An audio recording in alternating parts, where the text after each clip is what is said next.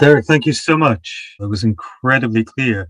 You managed to take what is a really very challenging text and not only shine a light on it, but actually weave disparate elements of the text together in a way that starts to make sense of it, starts to make a sense of it at least. So tons of food for thoughts, tons of questions.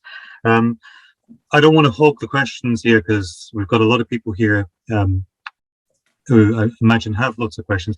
But I just wanted to kind of kick things off. You started off at the beginning of your talk talking about the idea of temporality, and you end on this idea of the word in perpetuity. The word is the murder of the thing, but the word itself then achieving some kind of perpetuity. How does that articulate back to the idea of temporality? Because surely by the time we have the words to constitute the idea of the word as perpetuity, we've already lost the pre-linguistic mode, which arguably never existed at all. Yeah, that's good. I mean, two questions or 2 points to be made there. I think oddly, I mean, we get this in Heidegger, and maybe it's easier in Heidegger. Okay, you know, the notion that once one is rushing towards death. And I'm so sorry, Martin Heidegger. I'm not really a Heideggerian, so I might be doing a crass injustice, but I don't think anyone's going to feel sympathy for you, so sorry. But in my kind of horrific mashup of what I think Heidegger says, what's important is that there is an endpoint. Okay, that's why death or finitude is so important there. And I think what's starting to happen in Lacan is maybe some kind of family resemblance with that concept. And I think that's also why the zero symbol and the reference point of a final judgment, it's some kind of ending. It's some kind of future finitude, the end point. And for both Lacan in thinking about the future anterior, and in Heidegger thinking about rushing towards death and the whatever meaning one wants to give life, that endpoint, rather paradoxically, is a condition of possibility for an enlivened futurity, like a different relationship to the future. So it's not quite the same thing that you're asking, but there's something about, I was talking about perpetuity, but there's something about the ending which makes a future possible, which sounds totally counterintuitive. But the other point you make is really wonderful, because I could have said this right at the beginning. One of the points of insistence, it's a much more basic point that Lacan makes throughout Function and Field, is that he feels psychoanalysis has become overly populated with concepts such as unconscious fantasy in the Kleinian object relations mode, with ego psychology, with the imaginarization of psychoanalysis, you could say, so much so that clinicians aren't using words, concepts, language, speech, signifiers, so on and so forth. So the whole way through the paper, there's an emphasis on you've got to be within language, you've got to be studying this stuff, you've got to be thinking that. And he uses that concept, the wall of language, to imply, which I think works quite nicely. The wall of language often implies, like any wall does, that there's something behind it. And I think what he's saying is that psychology per se, and many psychoanalysts think words are an entry point to something more substantial. Affects or whatever's behind the words. But of course, he's going to insist that it is language itself that's important, and where we should be working and what we should focus on, materiality of the signifier. But right at the end, he does actually pose the question, well, what comes before words? And he says, in fact, I got the quote in front of me, what was before speech in the subject? What was prior to the birth of symbols? Right at the end of the paper, and it's kind of startling because for the rest of the paper, you kind of get the idea that the discursive game, the discursive rules he's set in place is that don't ask that question, because it's kind of meaningless in a Lacanian way to think about a pre-symbolic world, because it's never pre-symbolic, even if you yourself as the little fresh-born creature haven't started using signifiers in any developed way. But he does ask the question, and he provides an answer to it. And I'm not going to give it to you right now because it's great, and I'm hoping maybe another question will. But it's got something to do with death. Fantastic. I could keep exploring this with you, which I maybe will do later on. But for now, I'm going to open things up to the floor. So first up, we have Hilda. Hi, Hilda. So good to see everyone and so many colleagues. It's wonderful to hear this talk, I was thinking how it's so important to get back to the basic of the importance of language, because then we get engaged in the letter, the topology, etc. And everything is almost already included in the signifier with this radical negativity, no? So I have a couple of questions. Well, one question and one, how do you say, provocation maybe. The first is the evocation of language that Lacan talks in this essay. Is it the evocation about the absence? That's one question. And the other part is, what do you make out of your slip, Derek? I love it, the perpetration. What do you do with that? Like the perpetuation of desire versus the perpetration of desire. That's my questions. Thanks. That was one of them. My God, there was a whole bunch, which maybe I'd prefer not to analyze because I have a blushing issue and it's terribly embarrassing to blush on. I suppose I could just turn my camera off. The first question, the evocation of language. I mean, in a way, it's kind of a basic point actually that Lacan makes earlier on. And it's just to say, whenever I can't quote it off the top of my head, but it's basically whenever there's an instance of speech, it implies an interlocutor, or it implies the presence, or indeed you could say it engenders the presence of a prospective listener, of someone who hears. And it's a nice point because I suppose it's evidence when one speaks in some minimal capacity, in as much as one is using language and it's comprehensible to oneself or to one other part of oneself, or it brings with it a context of how it may be heard. So I think, in a way that doesn't sound like a very difficult point to grasp, but then how it gets developed is that dimension of how I might be heard starts to bring with it certain reverberations and certain other possibilities for what I think I said. And what it also means is that maybe the role of the analyst is not to be the partner in dialogue, but to be the person who, in a way, facilitates the how you might be heard that of the big other for the person themselves. And I suppose for me that the next point would then be that once that is in play, engenders more by way of Lacan desire. Because, and this is a message that keeps on coming up in Function and Field, and certainly when I was working with Mark de Kezel's initial draft of his commentary on that paper for the next volume of this book, he would make that point again and again, that once the subject speaks in a way that instantiates the other, that means that they are instantiated as a subject of lack, of whose materiality of speech implies a beyondness to what their ego might be. So I don't know if that would be an equivalent to a kind of absence, as you're talking about it. I would say it's more about the subject being, or certainly the neurotic subject being realized as barred, as lacking, as desiring, as inconsistent.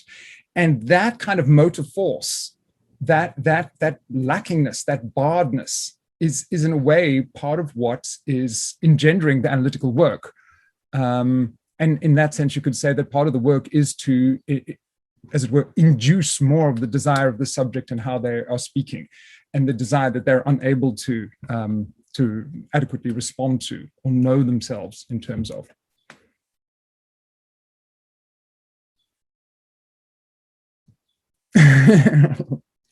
Thanks, Hilda.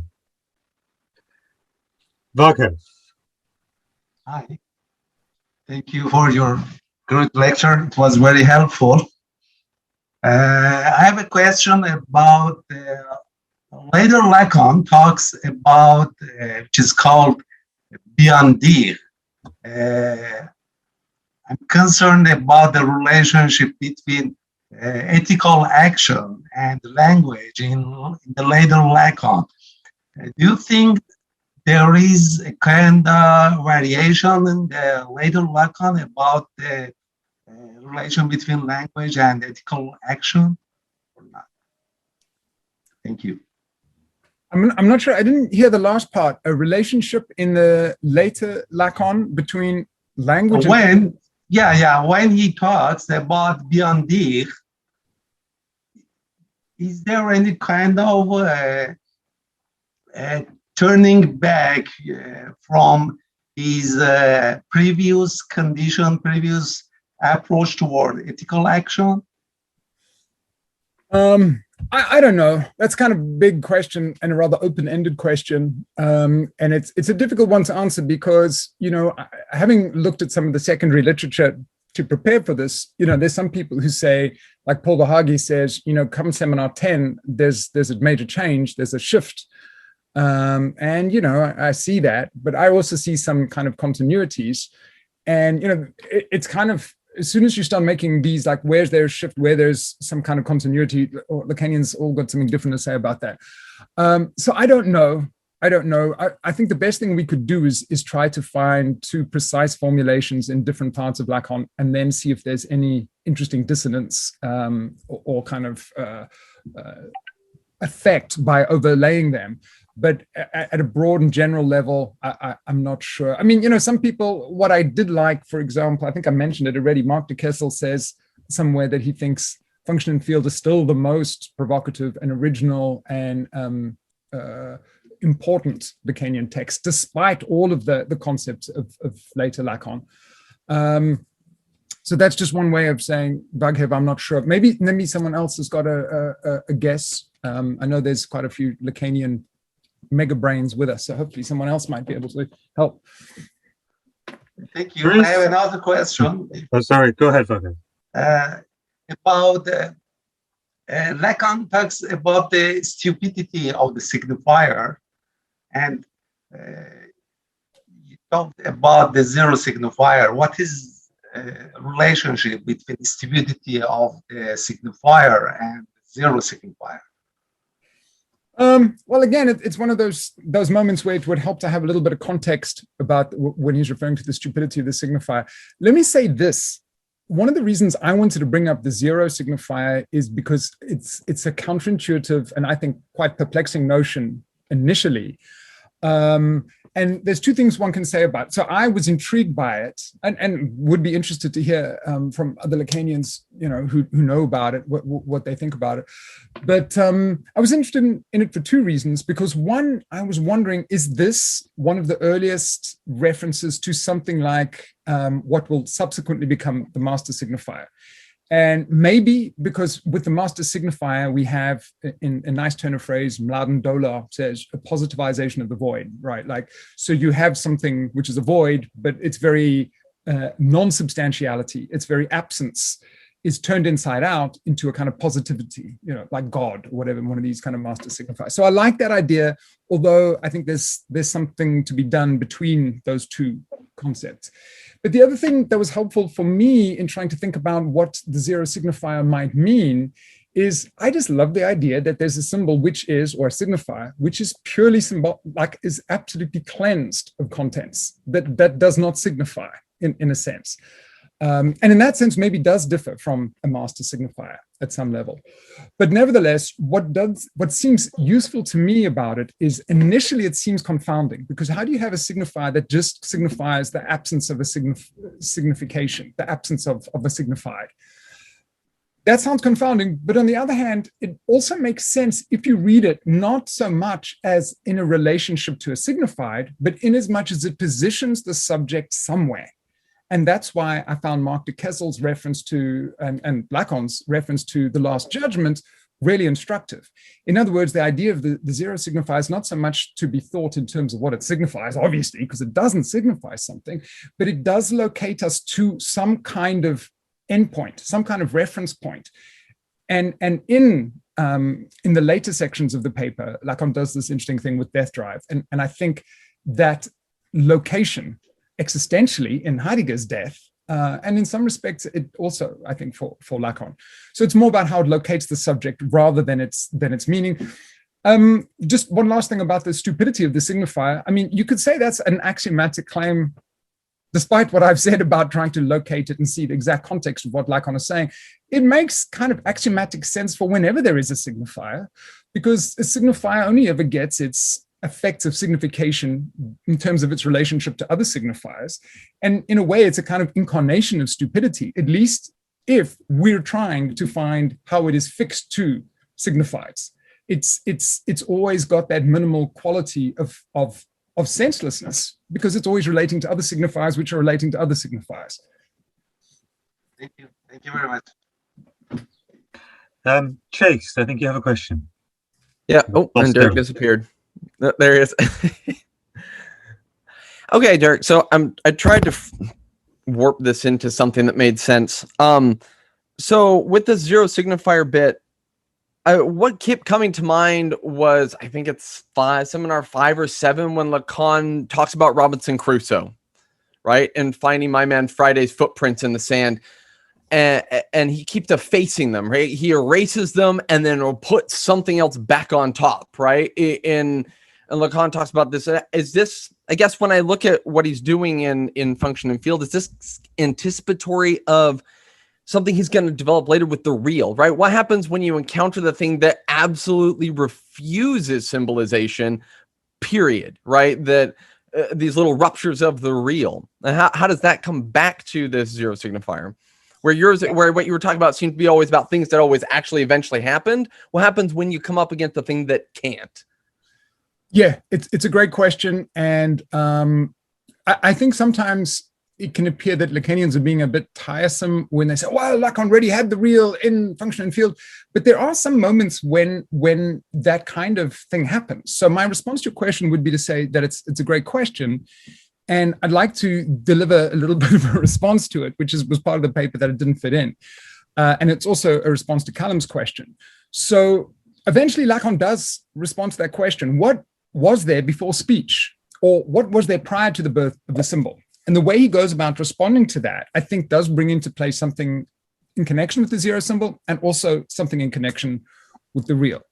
So, as I said before, it's surprising that he asks that question, given that, the text of Function and Field seems to be suggesting that's not a question we're allowed to ask, because we have been persuaded time and time again, or dissuaded from trying to reach behind language for anything more fundamental.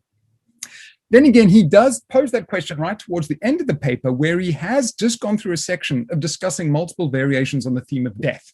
In other words, being towards death, the death instinct, the notion of a death wish. And death is then the way he, I think, tries to answer a variation of the question that you're asking, Chase, and maybe also that Callum was.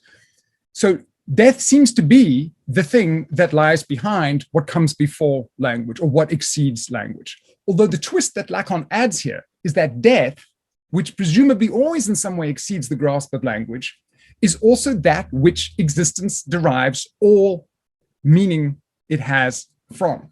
So he's doing a move here, which is a bit like what I think the idea of the zero symbol is supposed to do. He is locating something which both stands outside meaning, both stands outside. It doesn't have definitive signifieds. It contorts, it confuses meaning. It stands outside of the grasp of language, but nonetheless is a crucial anchoring point in the fact that language works. So let me recapitulate, let's put that differently. At the very moment that we find an apparent outside of language, some real, in the Lacanian sense, some real which language can never domesticate or adequately symbolize, we're also stumbling upon a point of great symbolic density, a point of generative impossibility from which a variety of attempts at signification proliferate. So let's just put those two together. We have something like death that can never be fully encapsulated, domesticated by language. So it seems to stand outside of language. It seems to exceed the grasp of the symbolic. But at the same point, by virtue of this apparent ability to exceed language, it represents a point of massive symbolic density, because we're always talking about or trying to get to grips with what death might mean. So let's build on that a little bit more. We have that type of generative impossibility. What seems outside of language, death itself, or the limits imposed by mortality, is also importantly within language. In fact, is even inherent to it, in the sense that it is death which more than anything else confers meaning and prompts attempts at symbolization. We have then a situation in which a condition of impossibility, death as the limit beyond which language cannot reach, is simultaneously also its condition of possibility. It's the limit point against which all meaning might be measured and ascertained. We should stay close to how Lacan formulates things here, though. His wording is quite precise. Not only does he assert, here's the quote, that mortal meaning reveals in speech a center that is outside of language, end of quote, he stresses also that this manifests a structure. And the structure in question, in this, right towards the end of the paper, is the torus, the topological form, the donut-shaped thing, the topological form of the torus. And Lacan says, the torus differs from the spatialization of a sphere because it defies any binary opposition of a mutually exclusive inside-outside categorization. Now, again, this is back to Lacan 101, the reference to topology to defy or make more complex an in or out kind of binary sphere shape, which has an inside and an outside. A torus has an inside, which is still an outside. This is an ingenious move. So just to say again, he's trying to think about how the outside of language is also an inside of language. And he does so by referring to a torus, which is great because it's a topological move that's happening already in 1953, despite that the more concerted, focused reference to topology only happens much, much later. As I said, though, this is an ingenious move. What Lacan does then is he ensures that what had seemed definitively outside of the structure, that is, the space in the middle of the donut-shaped formation of the torus, or by extrapolation, the very externality of language as represented by death, nonetheless remains as an essential part, an inside of that selfsame structure. Death as apparent externality, which is nonetheless an ultimate reference point of language. So that's a bit of a long-winded way of trying to respond, but that's one way of trying to respond. Whether one finds it a convincing response is up for grabs, I suppose. It's up for debate. But I think it also maybe somehow clarifies why I was so mystified and interested in the zero symbol, because the zero symbol, once again, is something which is a reference point. And that reference point, or that outside of the signified, is also what in some respects is a condition of possibility for signifiers to carry on working, just in the way that the outside of language is also the necessary condition of possibility for language to work. Or we could make another extrapolation that the ontological prioritization of lack is a necessary logical condition of possibility for subjects who think that they are substantialized egos. Yeah. Brilliant. Thanks, Derek. Chaim, I think you had a question. You've disappeared from my screen. Yeah, I'm here. Hi, thank you, Derek. The talk was really breathtakingly lucid and clear. You mentioned the death drive, something you might want to return to, and since we're already on the subject, how do the drives generally figure here? And also, when can we read this text? Well, you can email me and I'll send it to you, but like, that's a nightmare, dude. You really want to? I mean, it's long. It's like 40,000 words, and it needs a little bit of a correction. Although Callum knows I've been, symptomatically complaining about it for quite some time. But just email me. But only you. Hey, don't let anyone else know. Okay, so where do the drives fit in? I don't know. I think in a way, and it's hard to hold that whole écrit in mind. So I may be misspeaking here, but I think in a way, at this point in Lacan, in 1953, there's rather a concerted effort to avoid the topic of something like libido, which would too easily link itself to a substantialization or a bodily or an organic component. So I think maybe you could say, I'm guessing here, that there's almost a strategic avoidance of certain Freudian concepts which might mean that Lacan's readers will collapse what he's saying back into a kind of post-Freudian reading that he doesn't want them to get.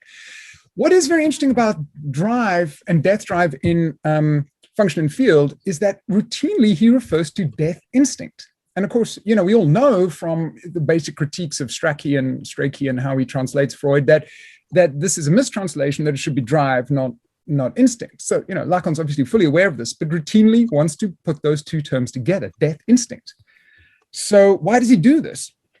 One of the reasons I think he does it is to deliberately impress upon us the oxymoronic impossibility of this concept, to stress that an instinct for death is like somehow an impossible concept. So that's one thing to say about it. The other thing to say about it, though, is, and I'm again much indebted to Mark de Kessel, who did a great footnote. His footnote is the way that Lacan starts to talk about death and death drive, and in fact also talks about it in terms of the topological formation of the torus that we spoke about in a little bit, is that there's an interesting coincidence of desire and death drive. And I could talk about this at length, so I'll try not to do it now. But Mark de Kessel's insight was that here already Lacan is anticipating something of Seminar 7. And in Seminar 7, and it gets kind of complicated and difficult to be precise, but we have this notion of a purified form of desire. The purified form of desire, and I can see Callum's watching me, so now I'm very anxious because he knows Seminar 7 better than me and read a book on ethics and Seminar 7. So see, that's the sweat trickling down, perspiration. I nearly made a Freudian slip. But anyway, okay, so, but to go back to your question, one way then of thinking what is, and it might be a slightly controversial reading, but one way of thinking of what is this purified desire? The desire that Antigone has to go all the way to the end, to bury her brother, despite that it will take her beyond the pleasure principle, despite that it'll result in her death, her symbolic death, is that we have here an odd and interesting and indeed ethical conjunction of pure desire and death drive, which means in some respects, you could say that this is desire taken to such a logical, radical extent that you would sacrifice everything for that desire, which is also in some ways, presumably a kind of ethical thing. And in so doing, we have, as I've just put it, like an overlap of death drive and desire. You could say in subsequent seminars, maybe it's better understood as that's perhaps no longer even desire in as much as it is pure death drive, although can we even conceptualize pure drive? I don't think so, or pure death drive. But that's what I would say. I would say that interesting conjunction is posed towards the end of Function and Field, and it's one point that gets taken up what must be 8 years later in Seminar 7. And I got a great paper on that. So you're going to email me anyways, right, for this thing. So I can send you that one as well. I hope that helps. Oh, wonderful. Do I have your email? It's not very hard to find. Maybe you could PM me. I'll put it in the chat. Yeah. Thanks for your answer. Yeah, thanks for the question. Excellent. Thanks, Chaim, and thanks, Derek. I think we're just after 9:30 UK time. So I think we've probably got time for one, possibly two more questions. Do we have any more questions? Not seeing any hands. And Kieran, go for it. Hi, thanks so much. That was really great. Although I'm somewhat of a beginner, so I'm not sure I got it all. But just a quick comment, really. I was watching a documentary last night, and a guy on it made a very kind of fascinating slip of the tongue where he said, instead of saying, "when I reach my destination," he said, "when I reach my destiny." And I didn't know why I found it fascinating, but maybe it's something that it kind of seemed to map on to at the beginning of your talk when you were speaking about futurity, or that thing where, you know, you're the subject is forced to kind of speak and face the other in themselves. So there's something of when you say a sentence that you might have a destination in mind, but it kind of ends somewhere else. So I quite liked that idea. And just a quick question about jouissance. I was surprised that you didn't mention that word in a way, because I hear it so much. But when you spoke about like saying the subject being cut off from the object by its entrance into language, and then that sets the search for this kind of missing signifier in play, is that that's connected to jouissance, or that trying to regain that kind of lost wholeness with the world, with the object. Would that be does that make any sense? Or yeah, I mean, one way to take it up is, and I was wondering if Dominique Hones is still here or was here. I'd like to get his take on it as well. The word jouissance does come up in function and field. And again, this is one of those moments when it's been a while, so I've got to make sure I'm not misrepresenting things here. But one could appreciate why it might not be given too much exposure here. And I'm referring also to, I mean, Darren Leader's got a book coming out on the topic of jouissance, and he did a talk not so long ago, where he pretty much, I mean, it's a kind of move I've also been tempted to make and have made, is that like there's a weird way in which once jouissance is used to do explanatory work, you can then start to ask the question, well, how much explanation does it actually do? It's one of those kind of Lacanian signifiers, which once it takes hold, you see it everywhere, and it's implicitly used as an explanatory concept, when in many respects, it's not really that useful as an explanatory concept unless you utilize it alongside a whole series of adjacent, associated, and necessarily contextualizing other concepts. I mean, it's a broader argument, but I think that my way of answering your question is that it's a pertinent, problematic, and it's a crucial one. But I think what Lacan's overarching agenda in function and field is to try and think the multiple different dimensions of the materiality of the signifier, the structures of language, and language and law, all of those facets that are important to thinking the role of language, speech, structures of language, and the live agency, the insistence of the signifier. So given that that's his agenda, and also that it's much relatively early Lacan, I think it's not odd that there's not more on jouissance. Yeah, I mean, maybe that's just my short answer. Sorry, I hope that. Okay, thank you. Thanks again. Brilliant. Thanks, Kieran. Okay, Timon, I see your hand up there. We're going to jump to you for the last question. Thank you. What an honor to have the last question. I hope you can hear me well. I had some issues before. I see some people nodding. That's always good. Thank you so much for the presentation. It was insightful. I was wondering, just particular thoughts that you can sometimes have in these seminars. When I heard about gifts and gift giving, it might be a bit of a different question than what we heard before, but it immediately made me think about Jehovah's Witnesses, and that they have, from a more Catholic perspective, a bit of a different view on gifts. And it made me also think a bit more on Lacan, whose brother was a monk. And of course, the famous concept, the name of the father, which you can also quite easily relate to Catholicism.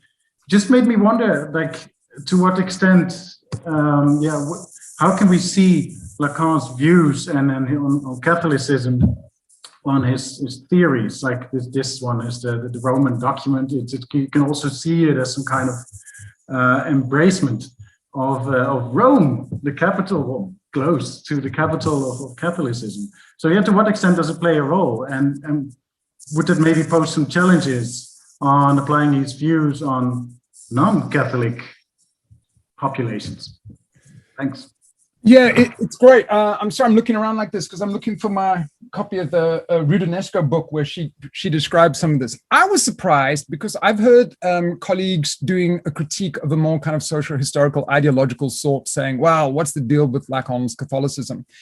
And I was kind of more like, well, it's not about the historical context so much as how do the ideas enable us to think certain things, but just in a little bit of the contextual historical information that I looked at for today, precisely around that Rudinesco description of Lacan's 500-page document and his earnest attempt to put himself on the map with this. I mentioned at the beginning that he did try to get an audience with the Pope, and as you rightly said, his brother was a monk, and he reached out to his brother to try and do that.